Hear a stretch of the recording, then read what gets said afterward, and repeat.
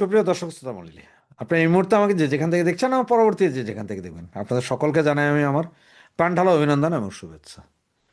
আমি কৃতজ্ঞতা প্রকাশ করি যে আপনার সার্বক্ষণিক আমাদের সাথে থাকার জন্য, আমার সাথে থাকার জন্য, চ্যানেলকে দিনকে দিন মানুষের কাছে পৌঁছে দেওয়ার জন্য, চ্যানেলকে কৃতজ্ঞতা প্রকাশ করি তার জন্য। আপনারা সকলে জানেন আমরা একটা প্রোগ্রাম চালু করেছি এখানে, যেটা হচ্ছে যে তৃণমূলের কথা। পর্ব 2 গেছে, কাল পরশুর ভিতরে 3 আসবে, 4 আসবে, এভাবেই করে আমরা চেষ্টা করছি বিভিন্ন নেতাদেরকে ধরে এনে সামনে রাখতে এবং আপনাদেরকে ডাকতে, যে আপনারা আপনাদের মনের কথা বলুন, ওদের কথা, ওদেরকে জিজ্ঞেস করুন আপনাদের মনের কথা, কি হয়েছিল, কমিটি কি করবে না করবে সব কিছু বলুন। এরপরও পরিলক্ষিত করছে অনেক ক্ষেত্রে দেখা যাচ্ছে যে আপনাদের এমনে যা উৎসাহ দেখি, কমেন্টস যেরকম লেখেন, আপনার ফেস টু ফেস এসে কেউ ফেস করতে চান না, এটা ভয় পান সম্ভবত।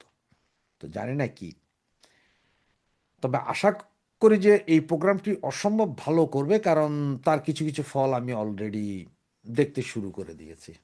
এই প্রোগ্রামটার ফল গত 2 দিন আগে আপনার এই এস এম কামাল হোসেন যখন আমাদের অতিথি ছিলেন, তখন ওখানে আপনার নারায়ণগঞ্জ না কোন জায়গার জানি এক ভদ্রলোক এসে কিছু কথা বলেছিলেন, ওই যে সাবেক সাবেক চোর বিদ্যুৎ মন্ত্রী বিপুর কথা, না দীপু না বিপু, ওর কথা।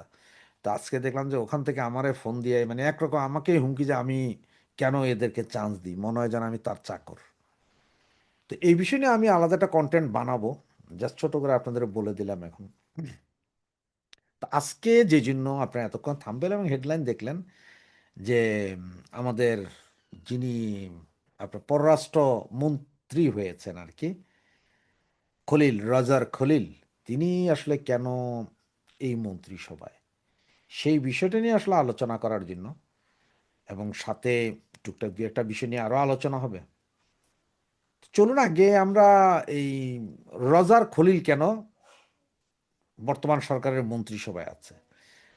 আপনারা যারা 2001 সালের নির্বাচন সরাসরি দেখেছেন, মানে খুব মনোযোগ দিয়ে দেখেছেন, বুঝতে শিখেছেন, তারা জানেন যে 2001 সালের নির্বাচনে আওয়ামী লীগকে কিন্তু হারানো হয়েছিল।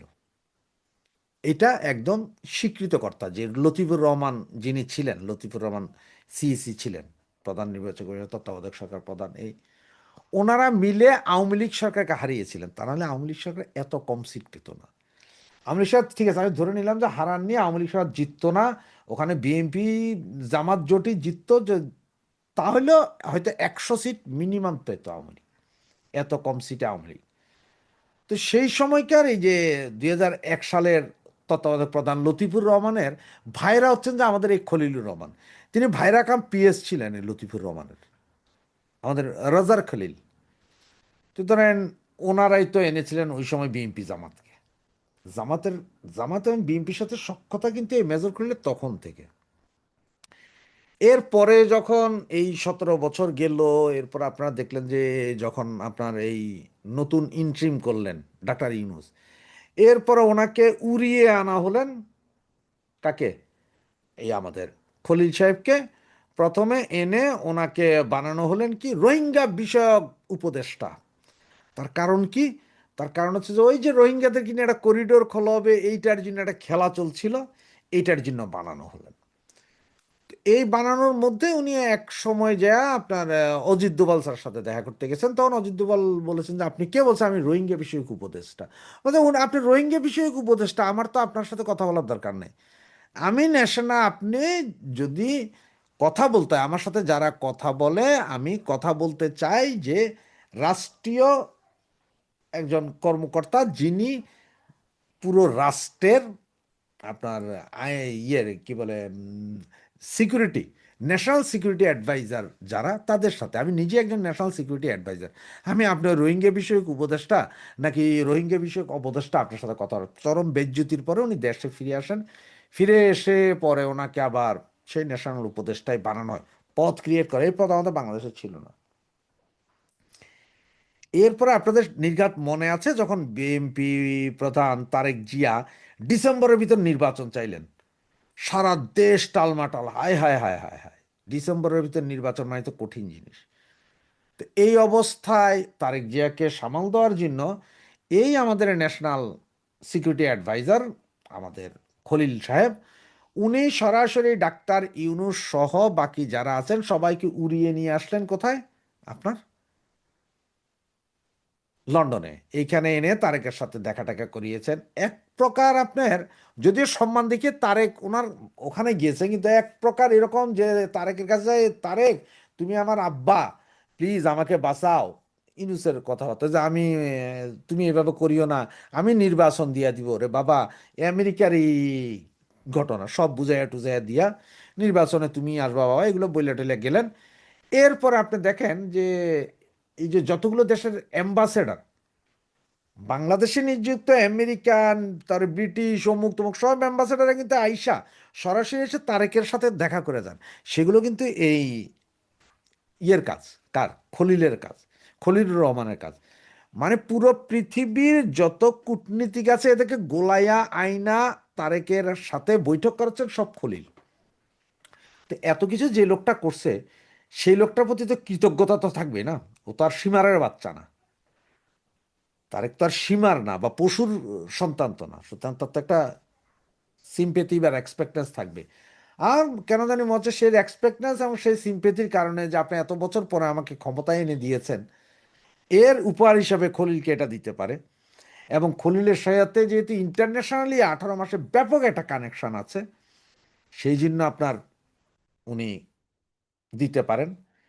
এবং দ্বিতীয় হচ্ছে আমাদের পার্শ্ববর্তী রাষ্ট্র যেহেতু ভারত, এবং বিএনপির অনেক বড় বড় সিনিয়র টপমোস্ট নেতা আছেন, যেমন আপনার এই সালাউদ্দিন সাহেব আছেন, আমির খসরু আছেন, ওনারা যে হয়তো আপনার নরেন্দ্র মোদী থেকে শুরু করে অমুক তমুক সবার সাথে কথা বলতে পারবেন, ওনাদের এই ক্যাপাসিটি আছে, যে কোনো বড় বড় হাই পলিটিক্যাল ফিগারের সাথে কথা বলতে পারবেন। কিন্তু ওনারা কেউ ওই ক্যাপাসিটি নেই যে অজিত দোভালের সাথে কথা বলতে পারবেন। এখন আপনারা বলতে পারবেন ভাই অজিত দোভালের সাথে কেন নয়? কারণ অজিত দোভাল তো ভাই ইয়ে না, রাজনীতিবিদ না, উনি টেকনোক্রেট, উনি রাজনীতিবিদ না, উনি ন্যাশনাল ন্যাশনাল সিকিউরিটি অ্যাডভাইজার। উনি একমাত্র ব্যক্তি যে উনি জিও পলিটিক্স, ন্যাশনাল সিকিউরিটি এগুলোর উপরে উনি স্পেশালিস্ট, এইটা নিয়ে উনি কাজ করেন। উনি সরাসরি নরেন্দ্র মোদীর কানে যাইয়া বলতে পারেন। উনি কোনো রাজনীতিবিদ না, উনি কোনো রাজনীতি ঘরানা থেকে আসেন নাই। এটা যদি কেউ মনে করেন যে উনি নরেন্দ্র মোদীর রাজনীতি করেন, না না না না, উনি একদম পুরোপুরি আলাদা। সুতরাং ওনার মতন একজন লোককে এই খলিল বুঝাইয়া শুনাইয়া নরেন্দ্র মোদীর সাথে ইউনূসের মিটিং করে ফেলছে। সুতরাং তারেক জিয়া হয়তো সেটাও চিন্তা করছে যে এই লোককে দিয়া হয়তো আমরা একটা কাজ করাইতে পারবো, যেহেতু সীমান্তে এখন চরম সমস্যা ইন্ডিয়ার সাথে, তো পুরা যায় যায় অবস্থা, এগুলো থেকে হয়তো ঘুরে আনতে পারবো। এইসব বিষয় চিন্তা করে হয়তো খলিলকে রেখেছেন।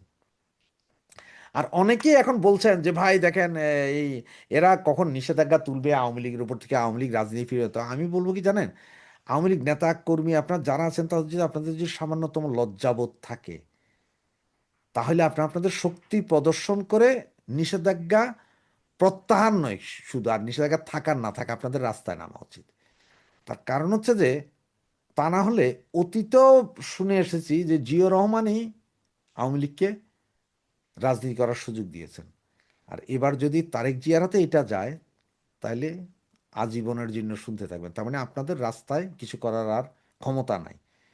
তো আওয়ামী লীগ এখন যদি ফিরে আসে, রাস্তার উপর ক্ষমতা দেখায়, ক্ষমতা দেখাইয়া যদি এই ওনাদের উপর থেকে যে অবৈধ যে এই নিষেধাজ্ঞা এগুলো বাতিল করাতে সরকারকে বাধ্য করতে পারে, সেটাই হচ্ছে সবচেয়ে মূল কাজ। আর সেটা না হইলে আগামী অদূর ভবিষ্যতে শুনবেন।